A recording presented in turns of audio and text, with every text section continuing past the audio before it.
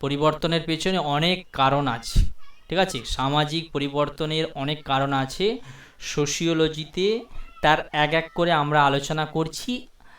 আজকে গতকাল আমরা আলোচনা করেছি টেকনোলজিক্যাল ফ্যাক্টর, তার আগে cultural factor, biological factor, demographic factor নিয়ে এই জিনিসগুলো আলোচনা করেছি। লাস্ট আমাদের কাছে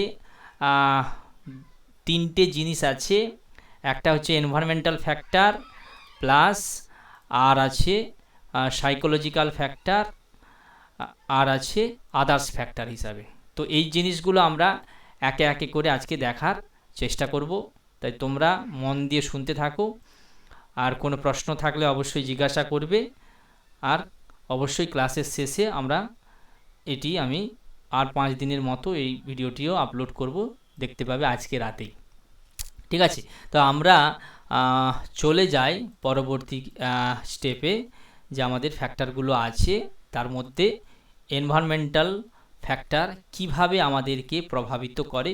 কিছু দু একটা ছবি, কমন ছবি আমি দেখাবো, গুগল থেকেই দেখাবো, যাতে তোমরা দেখবে একটা মানুষের, এবং ব্যাখ্যাটা শোনো, মেন কথাটা শোনা প্লাস কিছু দেখা, ইন্টারেক্টিভ হবে তাহলে সেশনটা, এবং আমাদের পড়াতেও সুবিধা হবে। তো এখানে আমরা দেখি এনভায়রনমেন্টাল ফ্যাক্টর। এনভায়রনমেন্ট মানে কি, কে বলতে পারবে? এনভায়রনমেন্ট মানে হচ্ছে কি? পরিবেশ, পরিবেশগত কিছু কারণ থাকে, ঠিক আছে। এনভায়রনমেন্ট মানে হচ্ছে পরিবেশ, পরিবেশগত কিছু কারণ আছে যেগুলোতে আমাদের পরিবেশ বা প্রকৃতি বা আমাদের কালচার, হ্যাঁ, বা সোসাইটি, সবগুলো আমাদের এখানে তাতে তার প্রভাব ফেলে। তো সেই প্রভাবগুলো আলোচনা করব, যেগুলো পরিবেশ কেন্দ্রিক আমাদের দৈনন্দিন জীবনযাত্রাতে যার যথেষ্ট প্রভাব আছে। পরিবেশ পরিবর্তন হলে বা ভালো হলে বা খারাপ হলে সেটা আমাদের আচার আচরণে, আমাদের জীবনযাত্রায় কি অনেক কিছুই নির্ভর করে পরিবেশ। তো এখানে স্পষ্ট করে একেবারে শুরু করছে, পরিবেশের পুরোটা দিকগুলোই সাধারণত পরিবেশকে বা আমাদের সোসাইটিতে বেশি করে প্রভাব ফেলে, ঠিক আছে। যেমন বলেছে এখানে কারণ দিয়ে শুরু করছে, ডিউ মানে হচ্ছে কারণ, ডিউ টু ফ্লাড, ফ্লাড মানে কি? ফ্লাড মানে হচ্ছে বন্যা, ডিউ মানে হচ্ছে কারণ। যদি বন্যা হয়, আর্থকোয়েক মানে হচ্ছে কি? যদি ভূমিকম্প হয়, কিংবা এক্সেসিভ রেন মানে হচ্ছে কি? যদি অতিবৃষ্টি হয়, ঠিক আছে। সেগুলো আমরা কয়েকটা জাস্ট এইগুলোই, এই ওয়ার্ডগুলোই আমরা গুগল ইমেজে সার্চ করে দেখব, বোঝার চেষ্টা করব কিভাবে আমাদেরকে প্রভাবিত করে। এগুলো আমরা জানি সোসাইটিতে ঘটে অলরেডি, একবার নতুন কোনো জিনিস না। তাহলে কি বললো? বন্যা, ভূমিকম্প কিংবা অতিবৃষ্টি, ড্রট হচ্ছে খরা, ঠিক আছে। ড্রট কথার অর্থ হচ্ছে খরা, কিংবা চেঞ্জ অফ সেশন। সেশন মানে হচ্ছে কি? যে আবহাওয়ার যদি কোনো পরিবর্তন হয়, আবহাওয়া বা জলবায়ু, যাই বলি না কেন, তো আবহাওয়া বা জলবায়ু বা সেশন চেঞ্জ বলি আমরা, অবস্থার পরিবর্তন, তাহলেও কি হয়? আমাদের কি হয়?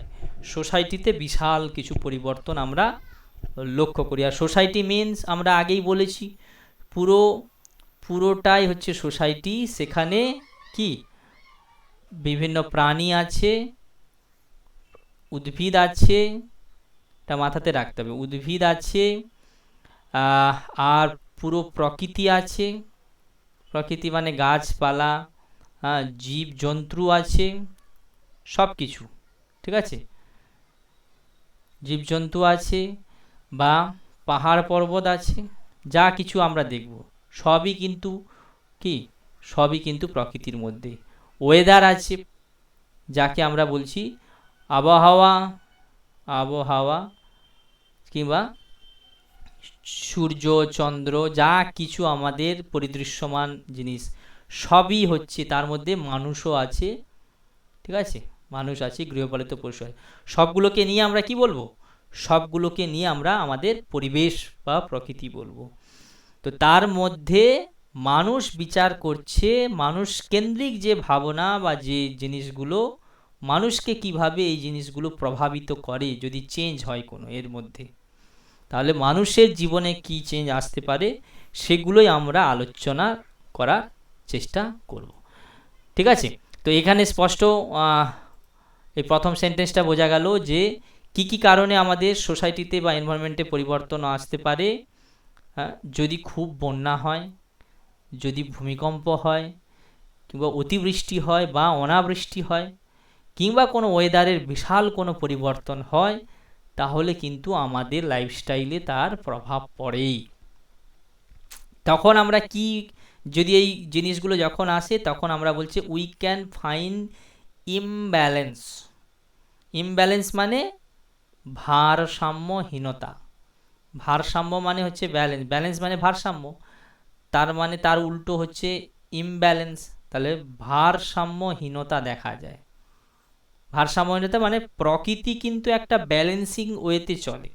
প্রকৃতি, যে কোনো মানুষ, তোমার লাইফও হচ্ছে একটা ব্যালেন্সিং মুডে থাকে, মানে ভালো হবে মন্দ হবে, শুধু ভালো কোনো দিনই হয় না। ওয়েদার সবসময় ভালো হবে, জীবনযাত্রা সবসময় ভালো হবে এরকম হয় না, বা সবসময় খারাপ হবে এরকম হয় না। ওয়েদারও ঠিক আছে, সবসময় সূর্য থাকবে না, সবসময় দিন হবে না, সবসময় রাত হবে না, সবসময় কোনো রোগ জ্বালার উপক্রম হবে না, কখনো কখনো হবে। এটা ডাইনামিক ওয়েতে একটা চেঞ্জ হতে থাকে। কিন্তু যখন হেভি মাত্রায় এই জিনিসগুলো আসে তখন মানুষের কি ইমব্যালেন্স, ভারসাম্যহীনতা লক্ষ্য করি। আমরা কি, আমাদের কথা বলছি, আমরা মানুষ তখন অস্বস্তি অনুভব করতে থাকি in populations which directly affect the social relationship. This are modified by such natural occurrence. খেয়াল রাখার চেষ্টা, এটা আরেকবার বলার চেষ্টা করছি। যখন আমরা কি উই ক্যান ফাইন্ড ইমব্যালেন্স, আমরা এরকম পাবো ভারসাম্যহীনতা কিসে না, ইন পপুলেশন, আমাদের কি জনসংখ্যায় আমরা ভারসাম্যহীনতা পেতে পারি। তো ভারসাম্যহীনতা কি, আমরা সাপোজ পুরো যদি হোল ওয়ার্ল্ড, ঠিক আছে, পুরো যদি হোল ওয়ার্ল্ড আমরা আগের দিনই আলোচনা করছিলাম, তাকে আমরা কয়েকটা মহাদেশে ভাগ করে রেখেছি। ঠিক আছে, কয়েকটা মহাদেশে এরকম করে যদি 7খানা মহাদেশে ভাগ করে রাখি, তো দেখা আমরা বলছি কি এশিয়া, এবং এখানে হচ্ছে ইউরোপ প্লাস কি আমেরিকা, আর এদিকে আফ্রিকা, এই 4টে মহাদেশে সব থেকে মানুষ বসবাস করে। হ্যাঁ, আন্টার্কটিকা, ওশিয়ানিয়া, আর এখানে অস্ট্রেলিয়া, এই তো পুরো কম্বিনেশান। তো এই কম্বিনেশানের মধ্যে ভ্যারিয়েশান লক্ষ্য করা যায়। কিসের জন্য? এই ডিউ টু, এই কারণে ফ্লাড, বন্যা হতে পারে, আর্থকোয়েক হতে পারে, ভূমিকম্প হতে পারে, বা অতিবৃষ্টি হতে পারে, খরা না মানে বৃষ্টি না হতে পারে, কিংবা কোনো সেশনের চেঞ্জ হতে পারে। এবং এটা ধারাবাহিকভাবে এই জিনিসটা ঘটে। একদিনে কিন্তু গ্লেসিয়ার হয়নি, ঠিক আছে, একদিনে গ্লেসিয়ার হয়নি, একদিনে এইরকম জনবিস্ফোরণ আমাদের সোসাইটিতে হয়নি,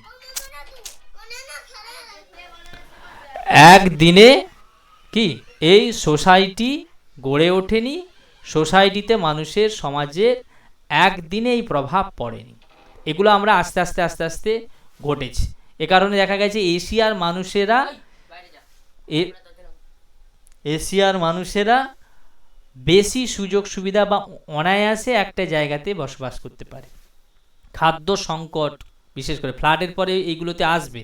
যদি অতিবৃষ্টি হয় তাহলেও শস্য নষ্ট, আর্থকোয়েকের প্রবণ এরিয়াতে মানুষ বেশিরভাগ থাকে না, এক্সেসিভ রেন হলেও সেখানে সমস্ত জিনিস নষ্ট হয়ে যায়, আমরা কয়েকটা ছবির মাধ্যমে দেবো। বা ড্রট হলে, যে জায়গাতে প্রায় জল নেই সেই জায়গাতে কি হবে না, চাষবাস হবে না, পশুপালন হবে না, তো অবভিয়াসলি সেখানে মানুষের জীবনযাত্রা একটা চ্যালেঞ্জিং মুডে চলে যায়। সেশন চেঞ্জ হলে অতিবৃষ্টি, আমরা দেখি ওশিয়ানিয়া, আন্টার্কটিকাতে মানুষ বসবাস কম করে, কারণ এতই সেখানে বরফপাত হয়। হ্যাঁ, সেই জায়গাতে আমরা প্রায় লাইফস্টাইল, আমরা রাশিয়া, আমরা দেখবো, একটু ম্যাপে দেখার চেষ্টা করব, রাশিয়া বলো, ইউরোপের কান্ট্রি বলো, সেই জায়গাতে কিন্তু মানুষ থাকতে পারে না সহজেই। তো এই জন্য ডিরেক্টলি এফেক্ট করে, ঠিক আছে। সরাসরি প্রভাব বিস্তার করবে যদি বন্যা প্রবণ এরিয়াতে তুমি থাকো, ভূমিকম্প প্রবণ এরিয়াতে থাকো, অতিবৃষ্টিতে এরিয়াতে থাকো, যদি চেঞ্জ অফ সিজন চলতে থাকে, মানে ওয়েদারের পরিবর্তন হতে পারে র্যাপিডলি, তাহলেও কি হবে, আমরা আমাদের জীবনযাত্রায় যথেষ্ট প্রভাব লক্ষ্য করি। নেক্সট কি বলছে দেখো, variation in the availability of water resource. তাহলে মানুষ থাকলে তার সব থেকে মেন জিনিস কি দরকার, মানুষের কি দরকার, ওয়াটার যেখানে থাকবে, ওয়াটার রিসোর্স যেখানে থাকবে, ঠিক আছে, জল মানে জল সম্পদ যেখানে থাকবে, সে সমুদ্রের তীরে থাকতে পারে। তাহলে জল সম্পদের মধ্যে কি থাকতে পারে, আমরা পুকুর থাকতে পারে, তাহলে নালা থাকতে পারে, ঠিক আছে, নদী থাকতে হবে সেই জায়গাতে, তাহলে সেই জায়গাতে তার পার্শ্ববর্তী এরিয়াতে মানুষ কিন্তু বেশি বসবাস করে। আর কি থাকতে হবে, কিংবা সমুদ্র থাকে অনেক সময়, আমরা কি সমুদ্র দেখি, কিংবা যেখানে ভূগর্ভস্থ জল থাকতে হবে, এগুলোকে ওয়াটার সোর্স। কারণ জলই যদি না পাওয়া যায়, তাহলে জল না থাকলে জীবন থাকবে না, জীবনযাত্রা থাকবে না। তাহলে ভ্যারিয়েশান অফ অ্যাভেলেবিলিটি মানে কি, সহজলভ্যতা যদি আমরা পাই, সহজে ওয়াটার রিসোর্স পাই, আর যেখানে কম থাকবে সেই জায়গা থেকে অটোমেটিক প্রাণী সরে যাবে, মানুষের বসবাস কমে যাবে, অন্যান্য জীবেরাও থাকবে না। জীব বৈচিত্র্য, মানুষের বৈচিত্র্য, এত মানুষ একসাথে থাকার পেছনে ওয়াটার রিসোর্স একটা মেন কারণ, ঠিক আছে। যেখানে জল থাকবে অবভিয়াসলি সেখানে প্রাণ থাকবে। সে কারণে যেহেতু সমুদ্রে জল বেশি আছে, সেজন্য সামুদ্রিক জীব বৈচিত্র্য সব থেকে বেশি, মানে স্থলভূমিতে যে যত জীব থাকে তার থেকে অনেক বেশি কি আছে, নিচে অনেক প্রাণী পাওয়া যায়। মিনারেল থাকতে হবে, মিনারেলস রিসোর্স মানে মিনারেল মানে কি, খনিজ সম্পদ থাকতে হবে। তো যেখানে খনিজ সম্পদ থাকবে তাকে কেন্দ্র করে একটা জনগোষ্ঠী, দেশ থাকবে। আর যে জায়গায় খনিজ সম্পদ থাকবে না, সেই জায়গায় কিন্তু মানুষ বেশি বসবাস করবে না। খনিজ সম্পদ হয়তো সব জায়গাতে আছে, কিন্তু এটা মনে রাখতে হবে, অ্যাভেলেবিলিটি থাকতে হবে, ঠিক আছে। জল কিন্তু আমাদের গ্লেসিয়ারের উপরেও আছে। গ্লেসিয়ার মানে কি, কেউ বলতে পারবে? গ্লেসিয়ার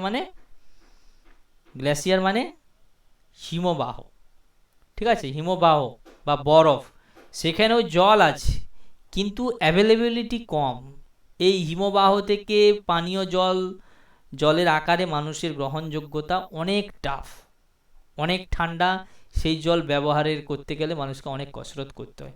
তাই খনিজ সম্পদ হয়তো সমস্ত জায়গাতে আছে, কিন্তু দেখা যাবে এরকম একটা বড় পাহাড় আছে, পাহাড়ের তলাতে খনিজ সম্পদ আছে, তাহলে এখানে কি এই খনিজ সম্পদ অ্যাভেলেবিলিটি নেই, মানুষ সহজে পাবে না, সে কারণে এর পার্শ্ববর্তী এরিয়াতে কি মানুষ সহজে বসবাস করবে না।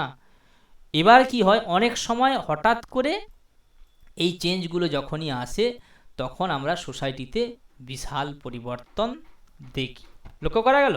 তাহলে যখন ভেরিয়েশান আসবে, যখন পরিবর্তন আসবে ওয়াটার রিসোর্সের, তো আমরা দেখেছি আমাদের দেশের মধ্যে পশ্চিম ভারত, বিশেষ করে কি বোম্বে, গুজরাট, মহারাষ্ট্র, হ্যাঁ, পাঞ্জাব না কিছুটা, এই সমস্ত এরিয়ায় মানে মানে আমাদের দেশের পশ্চিম পার্টে জল সংকট বেশি।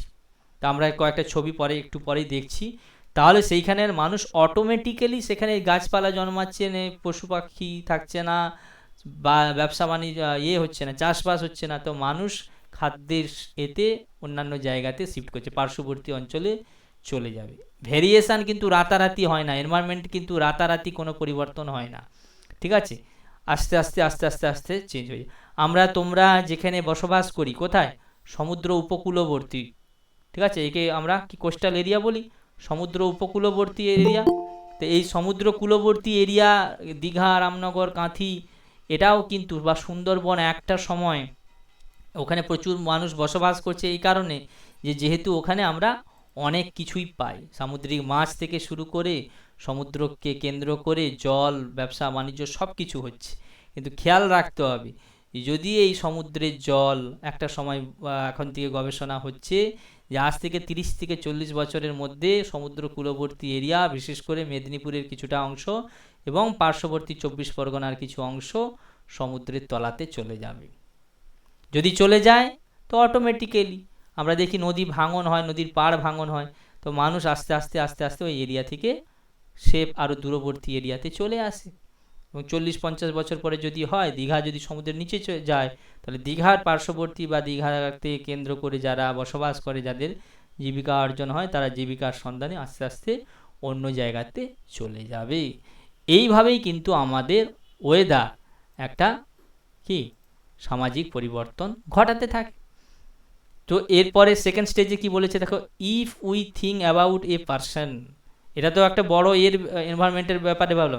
যদি একটা মানুষ কি হয়, মানুষের ক্ষেত্রে সে প্রভাব কিভাবে আসবে, এই বন্যা, খরা বা ভূমিকম্প, এগুলো মানুষকে কিভাবে এফেক্ট করে।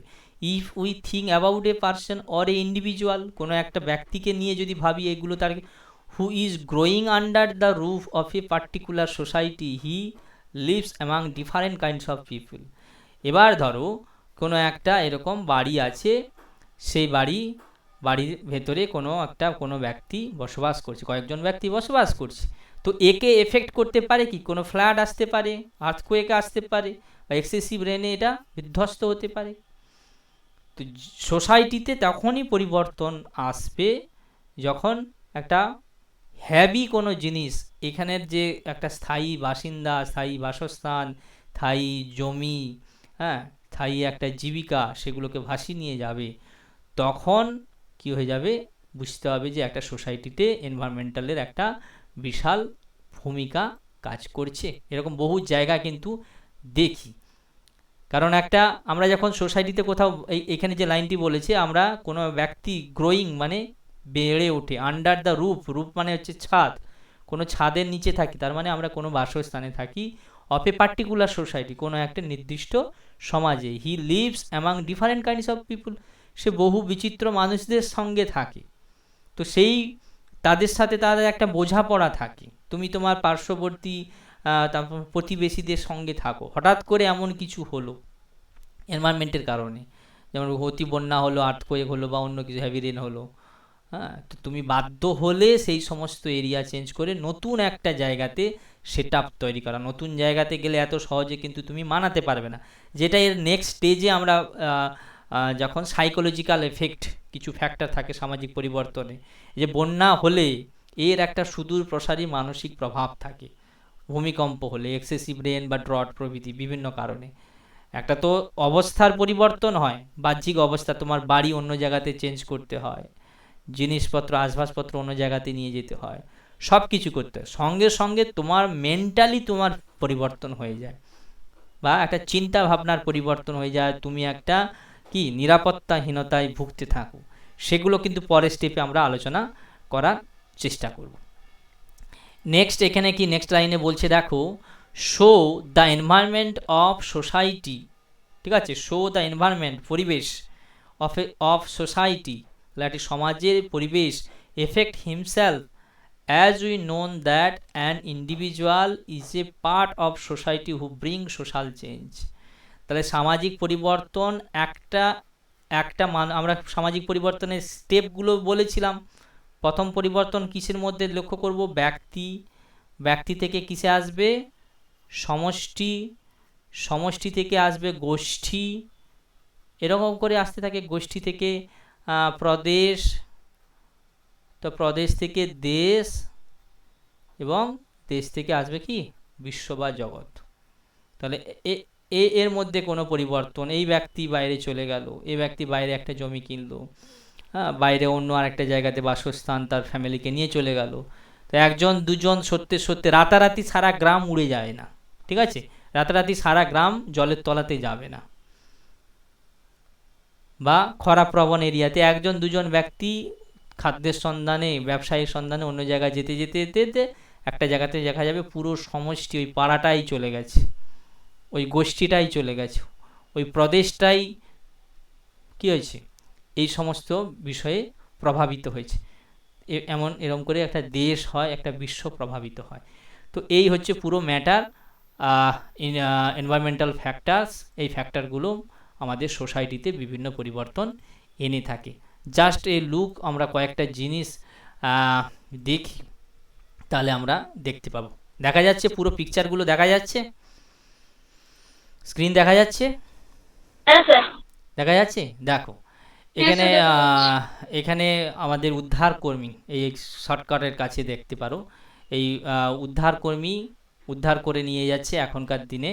এখানে দেখো কত মানুষ, সাধারণ প্রাণী থেকে শুরু করে গ্রামের লোক, এটা ভেতরে ভেতরে গিয়ে এরা উদ্ধার করে নিয়ে আসছে। যখন বন্যা হয় পুরো এই এরিয়া এরকম করে মানুষের জীবন যাত্রা কিন্তু প্রভাবিত হতে থাকে।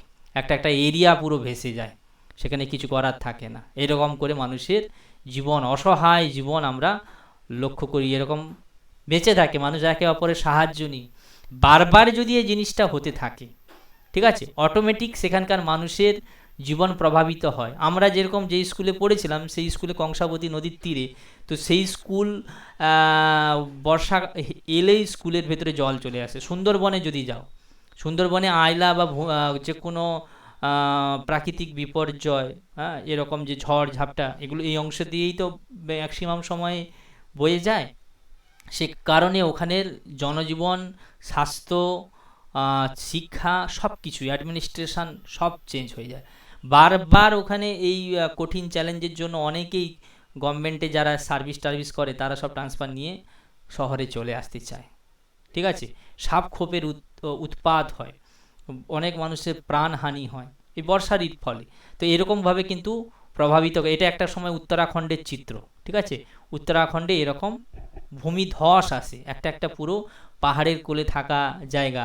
এই শিবের পিকচার দেখতে পাচ্ছ, শিবের পিকচারে পাহাড়ের কোলে থাকা একটা একটা গ্রাম, যে ভূমিক্ষয় বা ধস নামে, ধসে পুরো নিশ্চিহ্ন হয়ে যায়। তো শহর থেকে শুরু করে গ্রাম কোনো অংশ বাদ যায় না। এভাবে মানুষের জীবন বারবার প্রভাবিত হয়। আমাদের পরিবহন ব্যবস্থা, রোডের কি অবস্থা দেখো, পরিবহন ব্যবস্থা তছনছ হয়ে যায়। একটা জায়গা থেকে একটা স্কুল, কলেজ, হসপিটাল, স্বাস্থ্য, রাজনীতি সব থেমে যায়। এগুলো হচ্ছে কি আমাদের এনভায়রনমেন্টাল কারণ। তার মধ্যে এরকম কখনো কখনো প্রত্যন্ত এরিয়ায় যেখানে যাতায়াতই করতে পারে না, সেখানে সেনা টেনা নামিয়ে লোককে উদ্ধার করে আনা হয়। তো এই হচ্ছে ফ্লাডের সিচুয়েশান কোনো কোনো জায়গাতে। এরকম তোমরা সার্চ করে দেখবে, এগুলো অলরেডি তোমরা জানো। আর্থকোয়েকে দেখো, আর্থকোয়েকের কথা বলেছিলাম যে একটা মানুষ জীবনের সব থেকে বেশি খরচ তার বাসস্থান নির্মাণের জন্য করে। অনেকের কাছে ড্রিম, অনেকের কাছে ড্রিম একটা, আবার অনেকের কাছে অনেক সম্পদ হিসাবে বাড়ি দেখে, যে একটা বাড়ি আছে, দুটো, 10টা, 5টা বাড়ি, ফ্ল্যাট কেনার চেষ্টা করে। কারো কারো কাছে অনেক, এই যেমন এই ব্যক্তিদের দেখো কীরকম অসহায় চেহারায় আছে তারা আর্থকোয়েকের ফলে। একটাই হয়তো বাসস্থান ছিল, সেটাও ভেঙে তছনছ হয়ে গেছে। আর আর্থকোয়েক এমন জিনিস, ভূমিকম্প এমন জিনিস, এখানে ছোটোখাটো বাড়ি তাও বেশি মানে থাকবে, বড় বড় ইমারত মুহূর্তের মধ্যে ভেঙে ধসে শেষ হয়ে যেতে পারে, এবং খুব অল্প টাইমে আসে, তছনছ করে দিয়ে যায় একটা বিশাল এরিয়া, ম্যাসিভ। এর কারণ দেখো একটা শহরের, এটা গ্রামের চিত্র, শহরের চিত্র, বিভিন্ন জায়গায় রোড, ট্রান্সপোর্টেশন সব শেষ হয়ে যায়। তো এই কারণে প্রভাবিত। এবং আমরা জানি জাপান ভূমিকম্প প্রবণ এরিয়া, সেখানে কিন্তু এরকম বড় বড় ইমারত বা বিল্ডিং হয় না, সেখানে সব কাঠের বাড়ি। সেখানের মানুষ তারা জানে, তখন এরকম দেবদূতের মতো বিভিন্ন দেশের সেনারা আসে। আর আর্থকোয়েক এক জায়গাতে তৈরি হয়, তা থেকে বিখ্যাত সুনামি হয়েছিল আমরা জানি। তো এরকম করে শপিং মল থেকে শুরু করে রোড, রাস্তা, বড় বড় বিল্ডিং, দেশ বিদেশ কোথাও বাদ যায় না, সব কিন্তু মানুষকে ধূলিসাৎ এবং বারবার শকিং। তুমি বহু কষ্টের জিনিস, শুধু ওটা নয়, তোমার সারা জীবনের সার্টিফিকেট হয়তো ভূমিকম্পের শেষ, বন্যাতে শেষ, এরকম বহু মানুষ আছে। এবং তার প্রিয়জনদের হারানো বা মৃত্যু তো অবধারিত আছে। এক্সেসিভ রেন হলে এরকম দেখেছি আমরা, এক্সেসিভ রেন আছে ওখানে একটা পয়েন্ট, সেই জন্য আমি এটা সার্চ করে রেখেছিলাম। এক্সেসিভ রেন হলে কীরকম জনজীবন বিপর্যস্ত হয়ে ওঠে, বারবার হলে হয়। ইলেকট্রিসিটি চলে যায়, বাইরে থেকে ফিরতে অসুবিধা হয়, রাস্তা জলের তলাতে চলে যায়, বিভিন্ন ড্যাম থেকে অধিক মাত্রায় জল ছাড়তে থাকে, প্রয়োগ প্রণালী অতটা প্রয়োগ না থাকার জন্য যানবাহন জলের নিচে চলে যায়, এরকম অনেক আছে। ফসল একেবারে নষ্ট হয়ে যায়, শেষ হয়ে যায়, বড় বড় নদী বইতে থাকে যেখান দিয়ে সেখান থেকে, গাড়ি ঘর সব কিছু প্রভাবিত করে। এবং এগুলো হচ্ছে উত্তরাখণ্ডের ওইরকম বড় বড় জায়গায়, যেগুলো মানে পাহাড়ের কোলে কোলে থাকা পুরো ল্যান্ড এরকম, এই যে ছোট ছোট নুড়ি পাথর পাহাড় ভেঙে বয়ে চলতে থাকে। তো এই রকমভাবে কিন্তু আমাদের মোটামুটি অধিক মাত্রায় বৃষ্টি হলেও প্রভাবিত করে। এটা আমরা ইন্ডিয়া হচ্ছে কি, এই যে ইলেকট্রিসিটি শেষ হয়ে যাচ্ছে, ইলেকট্রিসিটির ফলে মৃত্যু হয়, পানীয় জলের সমস্যা দেখা যায়, এবং কি হয়, মানুষের দৈনন্দিন জীবন বাধাপ্রাপ্ত হয় বা ব্যাঘাত হয়। এবার ফসল নষ্ট হয়ে যায়, আর ফসল নষ্ট হয়ে গেলে একটা চাষির কাছে এত পরিশ্রম করে, তাদের অর্থনীতি এটার উপরে নির্ভর করে, সেটা অকাল কোনো বর্ষণে, অকাল কোনো বৃষ্টিতে প্রায় সম্মুখীন। ড্রড আউট বলেছিলাম, কিছু কিছু এরিয়াতে মানুষেরা এরকম কিলোমিটারের পর কিলোমিটার, আমরা ভাবতেই পারি না আমাদের যে এই সমস্ত এরিয়া আছে। তো এই সমস্ত এরিয়ায় কি ঘাস জমিতে দেখো পুরো কোনো ছোটোখাটো পাতা লতা পাতা পর্যন্ত কিছু নেই। তো এখানকার মানুষ কি করবে? এখানে কোনো পশু বাঁচবে? গৃহপালিত পশু বলো, এমনি চড়াই পশু বলো, কিছুই থাকবে না। মানুষকে কিলোমিটারের পর কিলোমিটার হেঁটে হেঁটে জল আনতে হয়। ওই সমস্ত বিদর্ভ বলে এরিয়া আছে মহারাষ্ট্রে, সেখানে থাকেই না মানুষ, এরকম খরাপ্রবণ এরিয়ায় বৃষ্টির জন্য অপেক্ষা করতে থাকে। এরকম করে পানি থেকে কি মাটি খুঁড়ে সেখান থেকে জল আনার চেষ্টা হয়। তো কিছু কিছু এরিয়া আছে, এইসব আমরা জাস্ট ছবির মতো দেখা ছাড়া আমাদের কাছে নেই। আমরা জলের কত অপচয় করি, পানীয় জল ছাড়ো কোনো এমনি জল পর্যন্ত থাকে না, নিত্য যে ব্যবহারের জল, সেই জলটুকু পাওয়া যায় না। সেখানে গাছপালা অন্যরকম হয়, পুরো বিচিত্র যে এই সমস্যা, এই সমস্ত এরিয়ার মানুষেরা কতদিন স্ট্রাগল করবে, স্ট্রাগল করতে করতে করতে একটা একটা জেনারেশন গ্রাম থেকে গ্রামান্তর ছেড়ে শহর বা যে জায়গায় জল আছে, ওয়াটার রিসোর্স আছে, সেই জায়গাতে তারা চলে যায়। বোঝা গেছে? এটা হচ্ছে কিছু কিছু পূর্ব ভারতের, পশ্চিম ভারতের চিত্র, যেখানে সত্যি জলের খুবই সমস্যা। ওয়াটার রিসোর্স আমরা বারবার বলছি, একটা জায়গাতে পড়েছিলাম, যেখানে ওয়াটার রিসোর্স থাকবে সেখানে যাবে। কুয়ো থাকবে, কুয়োটা হচ্ছে সহজলভ্য, একটু ডিপে গেলে মোটামুটি পানীয় জল 40-50 ফুট থেকে তারা পেতে পারে, গ্রামের লোকেরা নিয়ে যায়। রিভার থাকে, কোনো ব্যারেজ থাকে, ব্যারেজ থেকে জল ছাড়ে, তা থেকে চাষবাস হয়। এগুলো যদি না থাকে কিন্তু হয় না। এর মাধ্যমে অনেকের জনজীবন কি হয়, ব্যাহত। যেমন যেখানে দেখবে নদী আছে, নদীকে কেন্দ্র করে জেলেরা তার জীবনযাপন করে। ইদানিংকালে তো সরকার এই সমস্ত নদীতে মাছ ছেড়ে দিচ্ছে, মাছ ছাড়ার ফলে এ থেকে মাছ ধরে তাদের জীবনযাপন চলতে থাকে। তো এটা একটা ড্যাম, এখান থেকে আমাদের জীবন প্রভাবিত হয়। যেখানে বর্ষা পবন এরিয়া বা যেখান দিয়ে নদী বইছে, সেই জায়গাতে বাঁধ দিয়ে এখান থেকে আমরা আমরা জলবিদ্যুৎ করতে পারি। আবার অনেক সময় দেখা যায়, ইদানিংকালে প্রজেক্ট আসছে সেন্ট্রাল গভর্নমেন্টের, দেখবে নদী থেকে জল নিয়ে আসা হবে, দিয়ে সেটাকে পরিশোধন করা হবে, দিয়ে পাইপের মাধ্যমে বিভিন্ন জায়গায় পৌঁছে দেওয়ার চেষ্টা হবে। এখন আর নিচে পারমিশন দেবে না, এরপরে হয়তো মাটির নিচে থেকে জল তুলতে হলে পারমিশন নিতে হবে। আমাদের এই পাশে এখনও কিন্তু সেগুলো চালু নেই।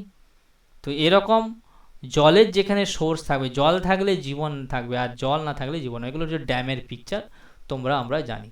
মিনারেলস যদি না থাকে তাহলে হয় না, ঠিক আছে? মিনারেল মাইনিং করে যদি তোমরা সার্চ করো, তো এরকম করে একটা জায়গায় কয়লা, কোবাল্ট, রূপো, সোনা, তামা, জিঙ্ক, সব কিছু এরকম থেকে মাইনিং করে নিচে নিচে থেকে তোলা হয়। তো যেখানে থাকবে আমাদের পূর্ব ভারত, ঠিক আছে, উত্তর পূর্ব ভারত, বিহার, ঝাড়খণ্ড, তোমার পশ্চিম বাংলা, এতে ভরপুর আছে মিনারেলস, বিশেষ করে কি লোহা, তামা, কয়লাতে একবারে ভর্তি। তো এই সমস্ত এগুলোই তো আমাদের চালিকা শক্তি, বিদ্যুৎ উৎপাদন থেকে শুরু করে, রেল থেকে শুরু করে সব কিছুই, মাইনিং থেকে শুরু করে বিভিন্ন আসবাবপত্র, যা কিছু লোহার বিকাশ, এসব মাইনিং এরিয়া যেখানে আছে, যে দেশে যত বেশি সে দেশ তত উন্নত, ঠিক আছে?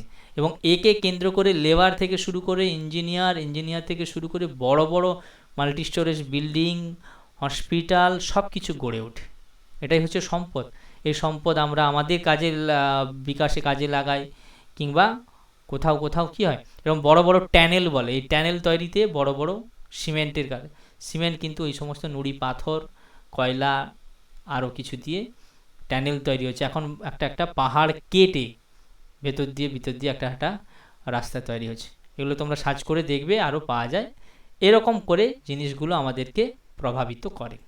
ক্লিয়ার? একে বলছি আমরা এক কথাতে এনভায়রনমেন্টাল ফ্যাক্টর।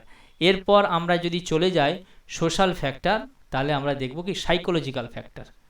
ওকে, এই সাইকোলজিক্যাল ফ্যাক্টরটা আমরা একটু দেখে নেই। এখানে কয়েকটা গুরুত্বপূর্ণ কারণ আছে। সাইকোলজিক্যাল ফ্যাক্টর মানে কি? সাইকোলজি মানে কি কেউ বলতে পারবে? সাইকোলজি মানে মনস্তাত্ত্বিক, ঠিক আছে? সাইকোলজি মানে মন, তাহলে হচ্ছে মনস্তাত্ত্বিক। ফ্যাক্টর মানে কি? কারণ সমূহ। ক্লিয়ার? বোঝা গেল? আগের স্লাইডে কারো কোনো প্রশ্ন আছে? কারো কোনো প্রশ্ন আছে? প্রশ্ন আছে তোমাদের এনভায়রনমেন্টের উপরে কোনো কারো প্রশ্ন আছে? প্রশ্ন আছে? শ্যামাশ্রী, সোমা, শোভন? না স্যার। ঠিক আছে, আচ্ছা আমরা নেক্সট চলে যাই। নেক্সট যেটা আছে সাইকোলজিক্যাল ফ্যাক্টর, মনস্তাত্ত্বিক কিছু কারণ থাকে, ঠিক আছে, যেগুলো মানুষকে প্রভাবিত করে। অনেকেই যেখানে বলেছে, দেখো some writers notice a psychological process, এই যে এক স্থান থেকে ওই সমস্ত কারণে মানুষ আস্তে আস্তে আস্তে আস্তে একটা জায়গায় তার বাসস্থান, তার সমস্ত কিছু নিয়ে যাওয়ার চেষ্টা করে। এটা একদিনে হয় না। কেউ তার জন্মভিটে, তার আশপাশের পরিচিত পরিবেশ, পরিচিতি, বন্ধুবান্ধবকে ছেড়ে অন্য একটা নতুন জায়গায় নিজেকে মানাতে চায় না।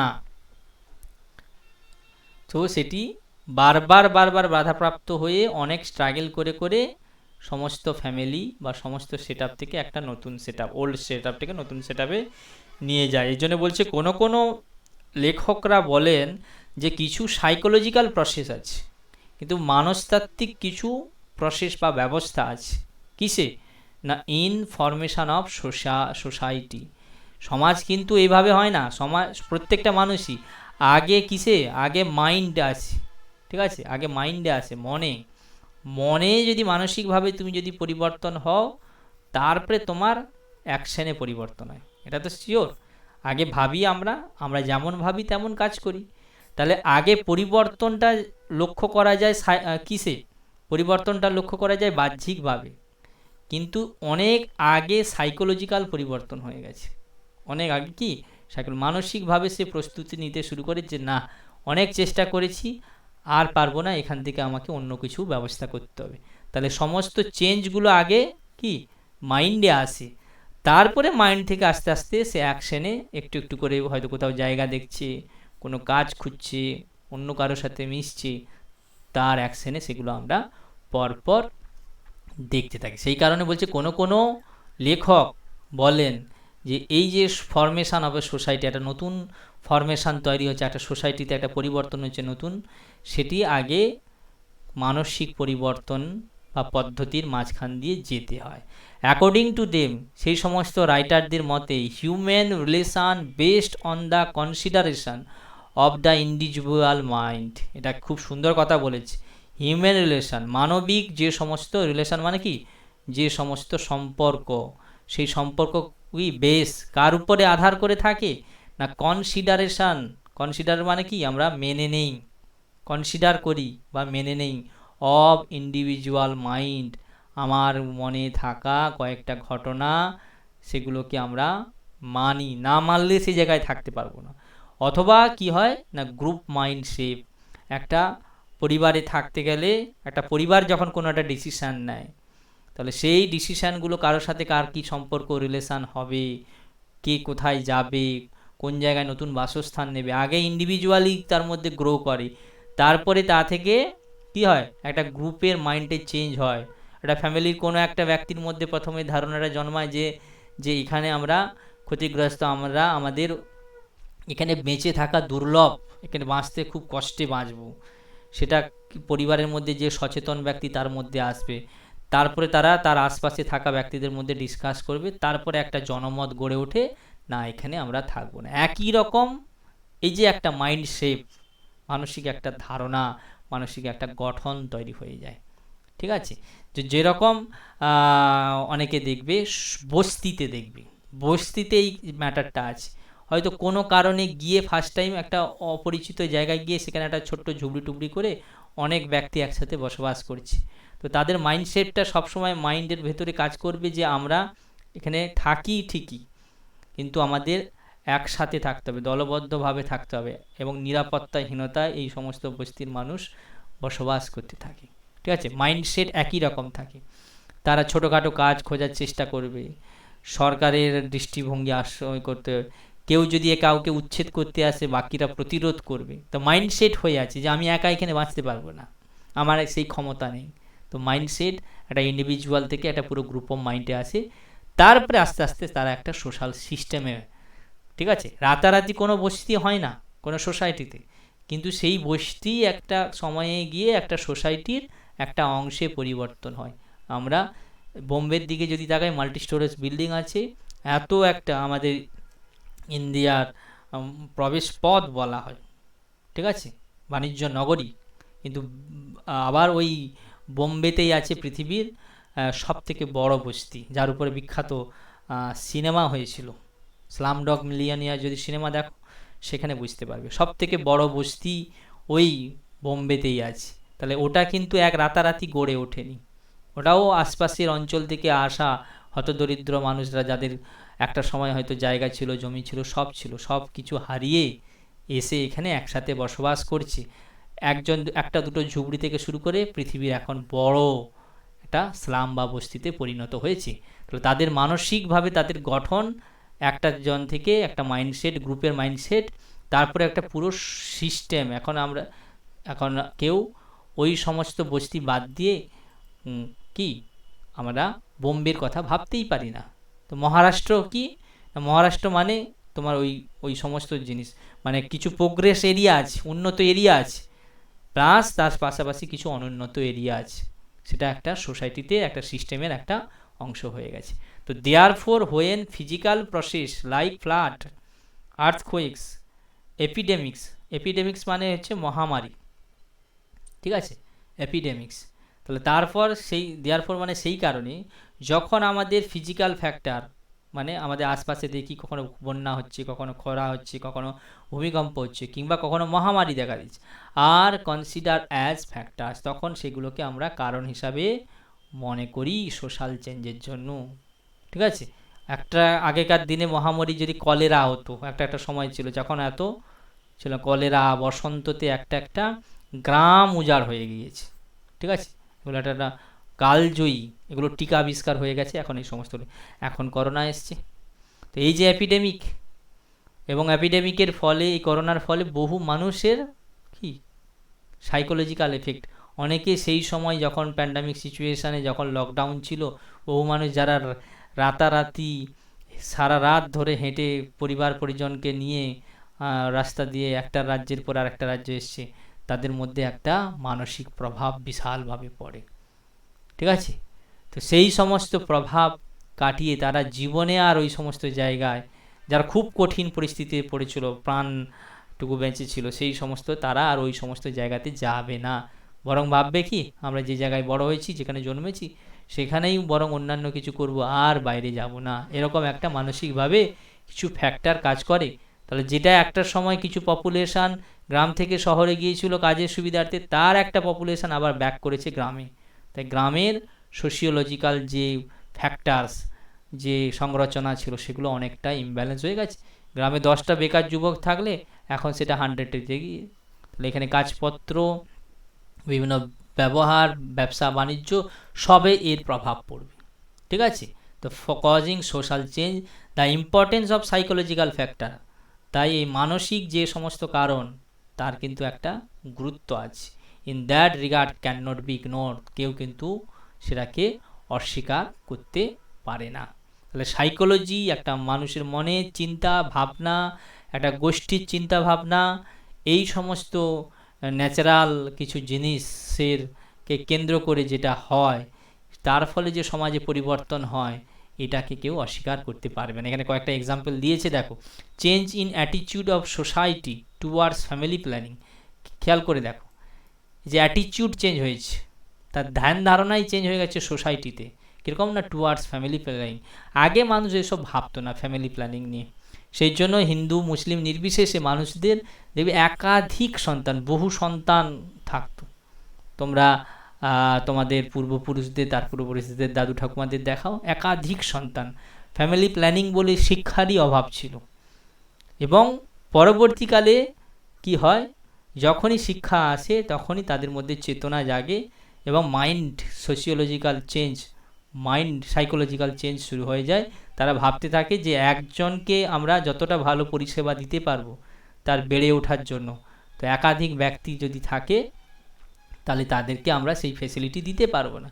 এই মাইন্ডসেট থেকেই কিন্তু খাদ্য, স্বাস্থ্য, সুরক্ষা থেকে তারা কিন্তু একাধিক সন্তানের দিকে আর নজর দেয়। এখন তো সিঙ্গেল চাইল্ড, আগে তো শুধু মেয়ে হলে, আগে এই কনসেপ্টটা কী ছিল, যে সন্তান যেন সবসময় ছেলে হয়। তো ছেলে হলে সেই ছেলে যতক্ষণ না হয়, যে যেন একাধিক, অনেকেই আছে এই ছেলের স্বপ্ন দেখতে দেখতে 2, 4, 5, 6, 6টি 8টি মেয়ে, তারপরে তাদের পণ, তাদের বিবাহ, মানে একেবারে জীবন বরবাদের মতো অবস্থায় অনেক বাবা মার চিন্তা ভাবনা। সেই চিন্তা ভাবনায় যেই চেঞ্জ এসেছে, যে আমাদের ছেলে হোক বা মেয়ে হোক, ছেলেও একটা সম্পদ, মেয়েও একটা সম্পদ, সেই সম্পদ আমরা, সম্পদ অল্পের মধ্যে যদি ভাগ করা হয় তাহলে সে সম্পদের কি প্রায়োরিটি অনেক পাওয়া যায়, সেই সন্তান সন্ততি অনেক ভালো বিকশিত হতে পারে, তার পোটেনশিয়ালিটি অনেক থাকতে পারে। তো সেই দৃষ্টিতে দিকে তারা ফ্যামিলি প্ল্যানিং করেছে। ডাউরি দেখো, ডাউরি একটা রাতারাতি সোসাইটিতে আসেনি কিংবা যায়নি, এখনও যায়নি মানুষ। ডাউরি মানে হচ্ছে কি, পণ প্রথা। ডাউরি মানে হচ্ছে পণ। এই যে পণ বলি, এই পণটাও কি রাতারাতি, এর বিশাল প্রভাব আমরা এখনও সোসাইটিতে লক্ষ্য করি, যে পণ দিতে হবে। সে মানে কি বলে, চাকুরিজীবী থেকে শুরু করে আর নর্মালি সবাই। তবে আস্তে আস্তে আস্তে আস্তে চেঞ্জ হচ্ছে। অনেক সচেতন ব্যক্তি এখন পণের বিরুদ্ধে গিয়ে, তা আবার ইদানিংকালে আবার উল্টোটাও আছে। ঠিক আছে, সরাসরি হয়তো পণ মানে টাকা পয়সা গয়না ফয়না নেই, এখন তো আবার পণের অনেক রকম ডেফিনেশান চেঞ্জ হয়ে গেছে। বড় বাড়িতে কী হয়, একটা ফ্ল্যাট দিয়ে দেয়, একটা বড় 4 চাকা দিয়ে দেয়। ডাউরি, ডাউরির মতো আছে। এখানে তোমার অনেক আইন এসেছে, আমরা এই ডাউরির বিরুদ্ধে অনেক সোচ্চার প্রতিবাদ আসছে, কিন্তু আস্তে আস্তে এটাতেও পরিবর্তন হয়। এক রাতারাতি কোনো হবে, কাস্ট সিস্টেম একই রকম ব্যাপার, এটা বিশাল প্রভাব ফেলে। আর তোমরা যদি বি.আর. আম্বেদকরের জীবনী দেখো, বি.আর. আম্বেদকরের জীবনীতে সে এত বড় একজন ব্যক্তি যাকে আমরা পরবর্তীকালে এত বড় হতে দেখেছি, কিন্তু সে তার স্কুলিং লাইফে কিন্তু ওখানে যে ব্রাহ্মণদের সাথে একসাথে বসে পড়াশোনা করতে পারতো না। ঠিক আছে, আম্বেদকর হচ্ছে এসসি, যাকে শিডিউল কাস্ট, এসসি বা ওবিসি বলে। ঠিক আছে, ওবিসি আদার ব্যাকওয়ার্ড ক্লাস গোষ্ঠীর মধ্যে এখনকার দিনে যাকে ওবিসি বলে, পিছিয়ে পড়া শ্রেণীর মধ্যে থেকে আসতো। তো তার সঙ্গে ব্রাহ্মণ উঁচু শ্রেণীর ছেলে মেয়েদের একসাথে এখনও আছে কিছু কিছু কনসেপ্ট। আমাদের রাজ্যে এই কাস্টের খুব বিশেষ প্রভাব নেই, আমরা অথবা দেখি না, একটু কিছু কিছু আছে এখনও। ম্যারেজের দিক থেকে, ম্যারেজ যখন হয় তখন আমরা ব্রাহ্মণ খুঁজি, ক্ষত্রিয় খুঁজি, মাহিষ্য খুঁজি, এরকম আছে। কিন্তু বন্ধু দেখবে, আমাদের বন্ধুত্বের সময় কি আমরা কখনো ভাবি এই যে এসসি এর সাথে মিশবো না, এসটি এর সাথে মিশবো না, এরকম ভাবি না। শুধু এখনও সেই কিছু এলিমেন্ট বেঁচে আছে ম্যারেজের বেলাতে আমরা এখনও কারো এখন, তারপরে তো লাভ ম্যারেজের যুগ এসছে, সেই সিস্টেমটাও ভেঙে যাচ্ছে। কিন্তু একটা কাস্টের ফলে একজন ব্যক্তিকে কোনো একটা তার ডিমান্ড থেকে ডিপ্রাইভ করার ফলে তার একটা কি হয়, সাইকোলজিক্যাল একটা পরিবর্তন সে লক্ষ্য, হীনমন্যতায় অনেক সময় ভোগে। অনেক ভালো এসটি বা এসসি ক্যান্ডিডেট আছে, আমি জানি তারা খুবই ভালো পড়াশোনায়, কিন্তু সোসাইটিতে তাদের যেহেতু অ্যাকসেপ্টেন্সি কম, লোকে কি বলবে কি ভাববে, ওরা একটা কি ইনফিরিয়রিটি কমপ্লেক্সে ভুগতে থাকে। এইটা সাপোর্টের দরকার, ঠিক আছে। সাইকোলজি তাই একটা কাস্ট কিন্তু একটা সাইকোলজি। কেউ সুপিরিয়রিটি মনে করে, ঠিক আছে, যে আমি ব্রাহ্মণ, আমি একটা সুপিরিয়র আছি। তো আর ওমেন এডুকেশন মাস্ট, এটা ওমেন এডুকেশন তো মানে চূড়ান্তকারী। এখন গভর্নমেন্টও মানে সাপোর্ট করছে বিভিন্ন প্রকল্পের মাধ্যমে, বিভিন্ন আর্থিকভাবে সামাজিকভাবে তাদেরকে সুরক্ষিত করে। তা গ্রামের দিকে এর বিস্তর প্রভাব, শহরে তো পড়েছে। এখন আগে মেয়েদেরকে মনে হতো 12-14 বছর বয়স হলেই এদের বিবাহ দিতে হবে, বিয়েই দিতে হবে, এরকম একটা ধারণা ছিল। আস্তে আস্তে সেখান থেকে গ্রাম বেরিয়ে আসছে। তো গ্রামের মেয়েরাও এখন দেশ থেকে দেশান্তরে, গ্রাম থেকে গ্রামান্তরে, কোথায় বাইরে গিয়ে পড়ছে। ইভেন একটা জিনিস ভালো করে লক্ষ্য করবে, তোমাদের অনেক বন্ধু বান্ধবীরা তারা এখন নার্সিং পড়তে বাইরে চলে যাচ্ছে। আগে নার্সিং করবে বাড়ির মেয়েরা ভাবতেই কেমন লাগতো। যারা কি একটু অর্থোডক্স মতো ছিল, একটু গোঁড়া মতো ছিল, তারা এখনও মনে করে নার্সিং একটা খারাপ জিনিস, যদিও একটা নোবেল প্রফেশন। কিন্তু ওমেন এডুকেশন আসার ফলে আস্তে আস্তে এখানকার মানুষের মেয়েদের, গ্রামের মেয়েদের মধ্যেও একটা কি অদ্ভুতভাবে সাইকোলজিক্যাল পরিবর্তন এসেছে। তারা পড়তে চায়, তারপরে সে ফ্যামিলি প্ল্যানিং নিয়ে ভাববে। সে কারণে এখন অবাক হওয়ার কিছু নেই, গ্রামে 25-30-35 এজ পর্যন্ত, হ্যাঁ, কোনো মেয়ে দেখবে এখনও অবিবাহিত অবস্থায় আছে, যেটা 20-25-50 বছর আগে ভাবাই যেত না।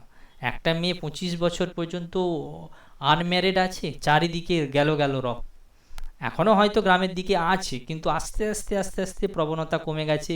এখন মিনিমাম 18-এর আগে প্রায় বিয়ে দিতে চায় না।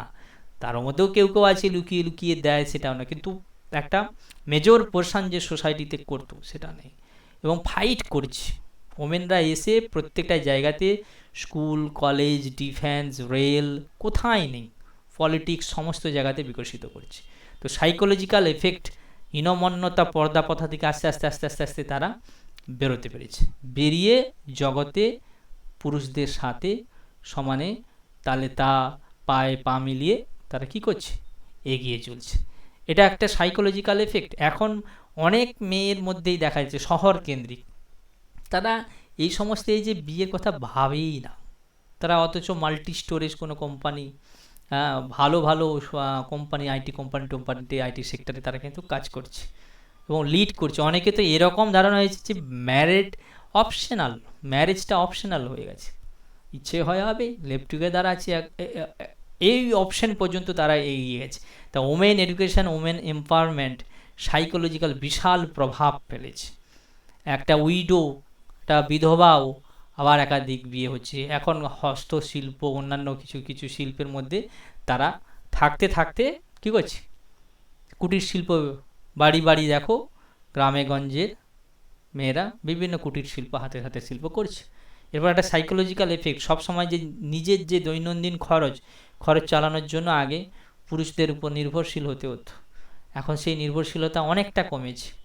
এবং একটা ফ্যামিলিতে নারী পুরুষ সবাই যদি ইনকাম করে, পরিবার আরও সচ্ছল হয়, ঠিক আছে। আগে কিন্তু এই জিনিসটা ভাবাই যেত না যে বাড়ির মেয়েরা বাইরে গিয়ে কাজ করবে, এটা ভাবাই যায় না। কিন্তু সেই জায়গা থেকে বেরোনোর ফলে সোসাইটিতে একটা পরিবর্তন, which brought about radical changes.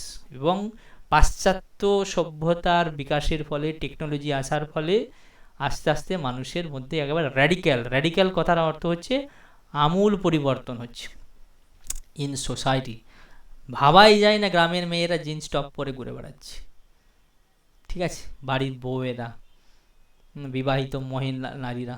তাহলে এই যে জিনিসগুলো, যেটা একটা সময় শহরে দেখতাম, একটা সময় বিদেশে দেখতাম, এখন তো স্কুল, কলেজ, আদালত, আশপাশে যেখানেই যাই রাতে মেয়েরা বেরোবে, ভাবাই যেত না একটা সময়।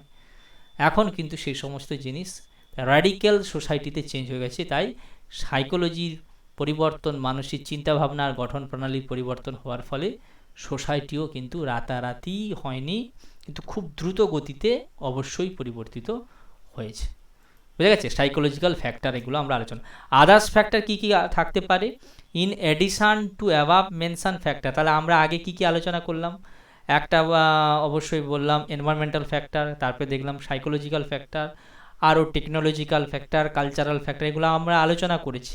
আদার্স ফ্যাক্টর মানে আর অন্যান্য কি কি কি কারণ থাকতে পারে। তো আরও অন্যান্য কারণ, in addition to অ্যাভাব mention factors other elements such as, দেখো যদি কোনো যুদ্ধ পরিস্থিতি হয়, ওয়ার মানে যুদ্ধ, তবে এথনিক টেনশন, হঠাৎ করে বড় এমন বিশেষ কিছু টেনশন, তা এথনিকের একটু মানেটা একটু দেখে নেই, ইএনটি এথনিক, ঠিক আছে, ইএনটি এথনিক, এথনিক জাতিগত, ঠিক আছে, স্পষ্ট দেখা গেছে এথনিক। হ্যালো, এথনিক মানে লিখেছো তোমরা, এথনিক মানে কি লিখলে? জাতিগত, ঠিক আছে, জাতিগত কোনো যদি টেনশন শুরু হয়, এই যে ইদানিং কালে হচ্ছে না ধর্মকে নিয়ে, ঠিক আছে, রেসিজিমকে নিয়ে, জাতিগত হচ্ছে যেমন ব্ল্যাক ভার্সেস হোয়াইট আমেরিকাতে আছে, যাকে বর্ণ বিদ্বেষ, ঠিক আছে, বর্ণ প্রথা আমাদের ইন্ডিয়াতে যেমন আছে বর্ণ প্রথা কাস্টিজম, সেরকম এমন কিছু ভাবার নেই যে বিদেশ একবারে সোনায় সোহাগা, এরকম নয়, সেখানে কি আছে বর্ণ বিদ্বেষ আছে। সেই বর্ণ বিদ্বেষে আমরা কি করি, কৃষ্ণাঙ্গ শ্বেতাঙ্গ, সেটা নিয়ে টেনশন আছে, তারপরে রিলিজিয়ান নিয়ে টেনশন আছে, এই যে টেনশন এথনিক মানে জাতিগত টেনশন, বর্ণে বর্ণে ব্ল্যাকের সঙ্গে হোয়াইটের বিদেশে আছে, আমাদের দেশে বর্ণে বর্ণে আছে, উঁচু বর্ণের সঙ্গে নিচু বর্ণের একটা টেনশন সবসময় থাকে, হিন্দু মুসলিম আছে, ঠিক আছে, মানে একটা বর্ণে একটা ধর্মের সঙ্গে আরেকটা ধর্মে, উইদিন ধর্মের মধ্যে আছে, মুসলিমদের মধ্যে কি আছে, মুসলিমদের মধ্যে শিয়া সুন্নি আছে, ভালো করে দেখবে, শিয়াদের সঙ্গে সুন্নিদের আইডিওলজিক্যাল ফাইট, ঠিক আছে, আমাদের সেটা নেই, কিন্তু আমাদের মধ্যে বর্ণ প্রথা এখনও জেঁকে বসে আছে, আমরা ব্রাহ্মণ বৈষ্ণব এরকম করে আলাদা আলাদা আছে, সেই নিয়ে টেনশান কিছু কিছু, অনেক সময় কোনো কোনো সোসাইটিতে দাঙ্গা তৈরি হয়, এটা আমরা দাঙ্গা কথাটা বারবার দেখেছি, দুটো ধর্মের ভিন্ন ধর্মের মানুষের মধ্যে ভুল বোঝাবুঝি, কে থাকবে কে থাকবে না নিয়ে মারকাট শুরু হয়ে যায়, ঠিক আছে, বিশ্বাসের উপর। আর কম্পিটিশান অফ সোর্সেস, অনেক সময় কম্পিটিশান মানে যদি সম্পদের হানি ঘটতে থাকে, ঠিক আছে, তুমি চাকরি যদি কমে যায়, স্বাস্থ্য যদি কমে যায়, বা সুরক্ষা যদি কমে যায়, যে কোনো সোর্স, ঠিক আছে, তাহলেও কি হয়ে যাবে, আবার ট্রেড ইউনিয়নিজমের জন্যও হতে পারে, যে তুমি একটা এতে কাজ করতে, ঠিক আছে, একটা প্রদেশের কোনো একটা কারখানায় কাজ করতে, সেখানে আবার ট্রেড ইউনিয়ন শুরু হলো, ঠিক আছে, ইউনিয়ন মানে হচ্ছে দল, এখন যেরকম হচ্ছে না যে এরা বাইরের বাইরের বাইরের প্রদেশ থেকে, এখন এমন পলিটিক্স চলছে আমাদের, দেখবে যে এরা বাইরের লোক, যারা হিন্দিভাষী লোককে আমাদের এখানকার যে শাসক দল বারবার বলার চেষ্টা করছে বাইরে থেকে এরা এসেছে, এই জিনিস কিন্তু প্রবলভাবে এখানকার সাইকোলজিতে সোসাইটিতে কিন্তু পরিবর্তন, অসুরক্ষা, যেখানে হিন্দিভাষী এরিয়া বাংলাতে থাকে তারা অসুরক্ষিত অনুভব করছে, একই রকম উল্টো জায়গাতে যদি হয়, কেউ হয়তো গুজরাটে আছে, তো গুজরাটে অনেক বাঙালি থাকে, তাহলে সে গুজরাটের মধ্যে যদি গুজরাট বাঙালি খেদাও এরকম একটা অভিযানও আছে, আসামে আছে, আসামে এটা খুব বেশি করে দেখা যায়, তো আসামে আমরা দেখি কি না, আসামে যারা আসামি যারা মানে আসামি ভাষায় যারা কথা বলে তারা বাঙালিদেরকে খেদাও বা তাড়াও ওইখান থেকে, কারণ সেখানে এমন জনসংখ্যার বিস্ফোরণ এবং খোঁজ যে সেখানকার আদি নিবাসী তারা তাদের জায়গা, তাদের জমি, তাদের চাকরি বাকরি সব ছিনিয়ে নিয়েছে অন্যান্য বাইরে থেকে আসা বাঙালিরা, বাঙালি বলতে এটা বাংলাদেশের বাঙালি, আমাদের এখানকারও বাঙালি, আসামে গিয়ে সমস্ত যারা সেখানকার ভূমিজ, সেখানকে যারা জন্মেছে পূর্বপুরুষ ধরে আছে, তারা থাকতে পারছে না, জায়গা পাচ্ছে না, চাকরি পাচ্ছে না, শিক্ষা পাচ্ছে না, এই যে এরকম যদি কোনো টেনশন তৈরি হয় তাহলেও কিন্তু সেটা ব্যাংকিং সিস্টেমে আমরা দেখেছি যে ব্যাংকের পেনশন থেকে শুরু করে সব কিছু সরকারি সুযোগ সুবিধা সব এখন সরকার ব্যাংকের মাধ্যমে দিচ্ছে, তো এগুলো আমাদের জনজীবনকে প্রভাবিত করছে, প্রত্যেকটা মানুষকে এখন কি ব্যাংকের পাসবই খুলতে হচ্ছে এবং তার মাধ্যমে সমস্ত সুযোগ সুবিধা, হাতে টাকা দিচ্ছে না, হিউম্যান রাইটস মুভমেন্ট যদি শুরু হয় তাহলেও হয়, এটা যেরকম প্রভাব বিস্তার করে হিউম্যান রাইটস, যেরকম চাষ জমি নিয়ে আন্দোলন করে আমাদের সিঙ্গুর টিঙ্গুর হয়েছে, হ্যাঁ, বা অনেক জায়গাতে কি হয় চিপকো আন্দোলন বলে একটা আন্দোলন হয়েছিল, যদি তোমাদের মনে থাকে, সুন্দরলাল বহুগুণা করেছিল। নর্মদা বাঁচাও আন্দোলন, এগুলো সব এই আন্দোলন, ঠিক আছে, হিউম্যান রাইটস নিয়ে। বা আমরা আগের দিনই বলেছিলাম সমলিঙ্গ বিবাহ। তো এগুলো একটা একটা আদার কিছু কিছু ফ্যাক্টর, কিছু মুভমেন্ট, কিছু আন্দোলন তৈরি হয়, ঠিক আছে। যেরকম ওমেন এম্পাওয়ারমেন্ট নিয়ে করে, চাইল্ড ট্র্যাকিং নিয়ে করে, নারী পাচার প্রভৃতি নিয়ে, সেই সমস্ত মুভমেন্টও কোনো কোনো সময় কিছু এনহ্যান্স এনভায়রনমেন্টাল অ্যাওয়ারনেস, কখনো কখনো সচেতনতা, যেরকম নর্মদা বাঁচাও, ঠিক আছে, নর্মদা নদীর তীরে থাকা সমস্ত গাছপালা কেটে, হ্যাঁ, বিভিন্ন শিল্পাঞ্চল তৈরি করার চেষ্টা করেছিল। তাতে ওই আমাদের মেধা পাটকার, নর্মলা বা সুন্দরলাল বহুগুণা গাছ কাটার বিরুদ্ধে অ্যাওয়ারনেস, এনভায়রনমেন্টাল অ্যাওয়ারনেসে। বা আমরা এবছর দেখেছি যে দেখবে ছট পুজো রবীন্দ্র সরোবরে হতে দিচ্ছে না, ঠিক আছে। বা আমরা আরও যদি খবরে যদি নজরে রাখি, তাহলে আমরা দেখতে পাবো যে যতগুলো কলকাতার আশপাশে, যেমন ব্রিগেড ময়দানের আশপাশে আমরা জাদুঘর, ঠিক আছে, কিংবা কি ভিক্টোরিয়া, এই সমস্ত জায়গাতে কি করে হচ্ছে না, এখানে আশপাশে কোনো হোটেল, রেস্টুরেন্ট, ছোটোখাটো কোনো স্ট্রিট ফুড রান্না করা যাবে না, কোর্টের থেকে অর্ডার। এগুলো অ্যাওয়ারনেস, কারণ এই থেকে যে দূষণ হচ্ছে, সেই দূষণ থেকে এইগুলো যেগুলো চিত্র ভাস্কর্য বা শিল্পকলা আছে, সেগুলোকে কি নষ্ট করছে, এগুলো অ্যাওয়ারনেস থেকে এসছে। বা আমাদের রবীন্দ্র সরোবর, ঠিক আছে, একটা সরোবরকে কেন্দ্র করে বিভিন্ন পশু পাখি যারা একটা সময় সময় আসে, সেটা দূষণের ফলে সেখানে আর আসছে না, ইকোসিস্টেম ব্যাঘাত হচ্ছে, মানুষ কিন্তু আন্দোলন করছে। এবং ইভেন এরকম আছে, দক্ষিণবঙ্গে যখন যায় লোক, দার্জিলিং যে ট্রেন লাইন যেতে থাকে, তো এদিকে ফরেস্ট আছে, এদিকে ফরেস্ট আছে, মাঝখান দিকে ট্রেন যাচ্ছে। এখন অনেক সময় ট্রেনের ধাক্কায় বিভিন্ন হাতির মৃত্যু হতো, সেই হাতি মৃত্যু থেকে তাতে আবার আন্দোলন, থেকে আন্দোলনের ফলে এখন দেখবে যখন যে জায়গাতে হাতি আছে, প্রবণ আছে, যে এই সময় জায়গাতে হাতি থাকে, সেই জায়গাতে আস্তে আস্তে আস্তে আস্তে ট্রেন যাওয়ার প্রবণতা। অনেক উন্নত রাষ্ট্রে আমি এরকমও দেখেছি, ধরো এদিকেও বন আছে, এদিকেও বন আছে, মাঝখান দিকে একটা রোড গিয়েছে, তো তাদের যাতায়াত এপাশের থেকে সে তো জানে না, তারা এই রাস্তার উপর দিয়ে যাবে, তারপরে অ্যাক্সিডেন্ট হবে, সেই জন্য সেই জায়গাতে কি করেছে, এরকম ওভারব্রিজ করে দেওয়া হয়েছে, ঠিক আছে, তার উপরে গাছপালা লাগিয়ে দেওয়া হয়েছে, নিচে থেকে গাড়ি যায় আর উপর থেকে কি অনায়াসে এক প্রান্ত থেকে অন্য প্রান্তে কি এরা যাতায়াত করতে পারে। তো এই রকমভাবে কিন্তু কিছু কিছু কারণ আছে মানুষের দৈনন্দিন জীবনকে প্রভাবিত করে, সোসাইটি এভাবেই কিন্তু পরিবর্তন হয়। Human rights movement, environmental awareness etc. have result in a widespread social variation, ঠিক আছে, বিশাল একটা বৃত্ত নিয়ে, চেহারা নিয়ে সোসাইটিতে পরিবর্তন আছে, ক্ষুদ্র একটা কিছু নয়, এবং তার ফলে মানুষ কি হয়, নিজেদেরকে মডিফিকেশান বা চেঞ্জ করার চেষ্টা করে। এই হচ্ছে আমাদের সেকেন্ড সিলেবাসের বাকি অংশটা আজকে শেষ হলো, কালকে আমরা অন্য জিনিস আলোচনা করব। এর নেসেসিটি অফ চেঞ্জ আছে, কেন আমাদের পরিবর্তন দরকার, এখানে কয়েকটা জিনিস আছে, একটু আজকের জন্য একটু দেখে নাও, এটা হলে আজকেই শেষ। থ্যাংক ইউ, আসবে এরপরে, বুঝে গেছে? কারো কোনো প্রশ্ন আছে বলতে পারো। এই অংশটা দেখে আজকের পড়া আমরা এখানে শেষ করব। এই অংশটা তোমরা পরবর্তীকালে কিছুক্ষণ পরে আমার ওই সেই ইউটিউব চ্যানেলেও দেখতে পাবে। In a rapidly changing world, তাহলে আমরা কি দেখছি, পৃথিবীর দ্রুত পরিবর্তন হচ্ছে।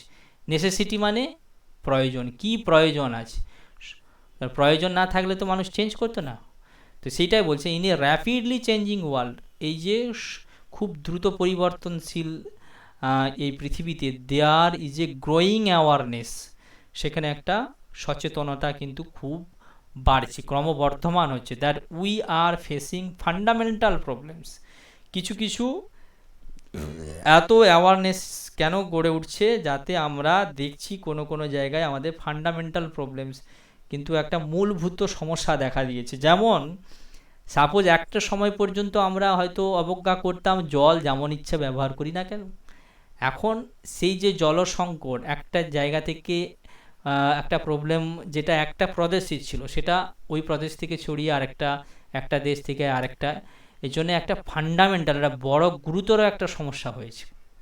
তাই এখন মানুষ ভাবছে জলকে সংরক্ষণ করতে হবে। সেম জিনিস হচ্ছে প্লাস্টিক, সেম জিনিস হচ্ছে দূষণ। কলকারখানা দরকার, উন্নতির জন্য বিভিন্ন দেশ এগিয়েছে এর ফলে, শিল্প বিপ্লবের ফলে, কিন্তু তারাই আবার বসছে যে না আমাদের ওয়েদারে ফান্ডামেন্টাল পরিবর্তন হয়ে গেছে, আমূল পরিবর্তন হয়ে গেছে, এবং আমূল একটা বিশেষ প্রবলেম তৈরি করছে স্বাস্থ্য বা অন্যান্য জিনিসে, পরিবেশের। সেই জন্য আমাদের কি air pollution, sound pollution, water pollution, এগুলোকে আমাদেরকে রোধ করতেই হবে। এবং তার বিষয়ে কি অ্যাওয়ারনেস ক্যাম্প থেকে শুরু করে বিভিন্ন প্রতিষ্ঠান, বিভিন্ন এনজিও, তারা কিন্তু এই প্রবলেমগুলোকে সলভ করার চেষ্টা করছে। ঠিক আছে, বিভিন্ন টেকনোলজি হেল্প করছে। In spite of all economic growth, যখনই আমরা সোসাইটি এগোবে, মানুষের উন্নতি হবে, তাতে অবশ্যই কি আমাদের আর্থিক উন্নতি হবে। তা সত্ত্বেও, ইনস্পাইট অফ মানে তা সত্ত্বেও, যত সামাজিক উন্নয়ন বা অর্থনৈতিক উন্নয়ন অফ দ্য লাস্ট 40 ইয়ার্স, কি প্রায় এই উন্নতি কিন্তু প্রায় আমাদের 4-5 দশক, মানে 40-50 বছর আগে এই যে আমূল পরিবর্তন পৃথিবীতে আমরা বিশেষ করে অর্থনৈতিক ক্ষেত্রে আমরা লক্ষ্য করেছি চোখে পড়ার মতো। তা সত্ত্বেও আরেকটা জিনিস আমাদেরকে এখন অ্যালার্মিং বুঝতে হবে, সোসাইটিতে পরিবর্তন হচ্ছে, সোসাইটিতে আমাদের আরও স্বাচ্ছন্দ্য, মানুষের দুঃখ, মানুষের স্বাস্থ্য যাতে ভালো হয়, তারা ভালোভাবে যাতে বসবাস করতে পারে, সবাই যাতে খাদ্য পায়, বস্ত্র পায়, বাসস্থান পায়, এই রকম ভাবনা নিয়েই মানুষ কিন্তু চেঞ্জ করতে চেয়েছিল। কিন্তু আলটিমেট দেখা গেছে যে একটা দেশ থেকে আরেকটা দেশ উন্নত থেকে উন্নততর আরও উন্নতম হয়ে উঠেছে, কিন্তু একটা গ্যাপ তৈরি হয়ে গেছে অজান্তেই। কি না, the gap between richest 1.5 billion and the majority of the world is actually growing. খেয়াল রাখতে হবে, এটা একটা কয়েকদিন আগে একটা রিপোর্ট বেরিয়েছিল, সারা পৃথিবীর যে সম্পদ, ঠিক আছে, সারা পৃথিবীর যে সম্পদ তার 90%, ঠিক আছে, 90% যে সম্পদ মাত্র 10% লোকের কাছে আছে, খেয়াল রাখতে হবে। আর এই যে 10% সম্পদ, তাহলে এদিকটা যদি 90 হয় তাহলে 90% সম্পদ 10%-এর কুক্ষিগত, আর 10% যে সম্পদ সেটা 90% লোকের কাছে আছে। তাই ধনী গরিবের একটা বিস্তর ফেরাক দেখা দিয়েছে, যেটা আমাদের কিন্তু চিন্তা করতে হবে। এটা কিন্তু ঠিক না যে আমরা সোসাইটির সমউন্নতি যদি না হয়, তোমার ফ্যামিলির মধ্যে একজন শিক্ষা পেলো, স্বাস্থ্য পেলো, সব পেলো, আরেকজন কিছু পেলো না, তাহলে সেটি উন্নত হতে পারে না। উন্নত বিশ্ব গড়ে তুললে সবার স্বাস্থ্য, সবার এগুলো কি খেয়াল রাখতে হবে। এই জন্য গ্যাপ বিটুইন রিচেস্ট 1.5 মিলিয়ন যেগুলো ধনী ব্যক্তি আছে, তার সঙ্গে majority of the world of the actual growing, ঠিক আছে। আর বেশিরভাগ ক্ষেত্রেই দেখা যাচ্ছে কিছু মানুষের সত্যি সম্পদ, স্বাস্থ্য, শিক্ষা সব কিছুই উন্নতি ঘটেছে, কিন্তু সোসাইটির বেশিরভাগ ক্ষেত্র এখনও সেরকম মাত্রায় সুযোগ সুবিধে পায়নি। With over a billion people in deep poverty level. খেয়াল রাখো, আমাদের দেশ, আমরা তৃতীয় বিশ্বের দেশ হতে পারি, তৃতীয় অর্থনীতি কে বলে প্রথম অর্থনীতি হতে পারি, কিন্তু এখনও আমেরিকার জায়গায় আমরা আমাদের জায়গায় আছি। আমরা গ্রো করছি, ফাস্টেড গ্রো করছি, আমেরিকার থেকে কি দ্রুত গতিতে এগোচ্ছি, কিন্তু আমেরিকাকে ছাড়িয়ে যায়নি।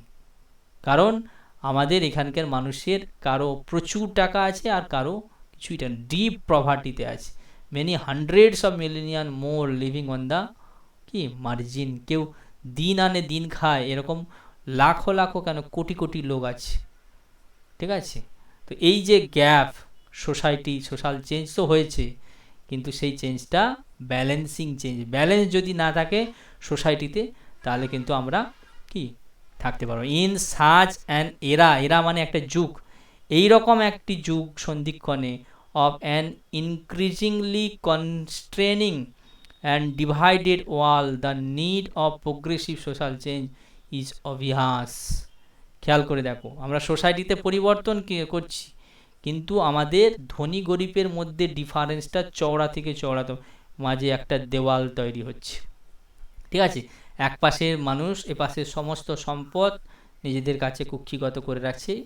মানুষ এখনও স্ট্রাগল করতে হয়।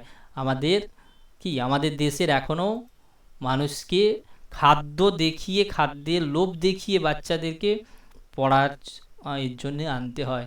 এবং এখানকার এতটাই করাপ্ট পলিটিক্স, বাচ্চার খাওয়ার পর্যন্ত চুরি করে নিচ্ছে, চাল চুরি করে নিচ্ছে, কত কি নিয়ে পলিটিক্স দেখছে। এটা আমাদের দেশ এখনও উন্নত কিছুটা হয়েছে, সামগ্রিকভাবে কিন্তু উন্নতি চোখে পড়ার মতো হয়নি। আর যদি না থাকে তাহলে then prospect for a peaceful and stable world will rapidly fade. আমরা সবাই চাই কি? সবাই চায় সবাই পিসফুল, শান্তিতে বসবাস করবে এবং স্টেবল ওয়ার্ল্ড, একটা ভারসাম্য থাকবে, স্টেবিলিটি থাকবে। সেই স্টেবিলিটি কিন্তু যেটা আমাদের ভাবনা আর কাজের মধ্যে বিস্তর ফেরাক রয়েছে। আমরা বড় বড় কথা বলি, হ্যাঁ, আমরা সবাই সবের তরে, সকলের তরে, তো কাজের বেলাতে এখনও আমরা আমাদের আশপাশের লোকেদেরকে, হ্যাঁ, যারা নিডি পার্সন, তাদেরকে আমরা হেল্প করতে কুণ্ঠাবোধ করি।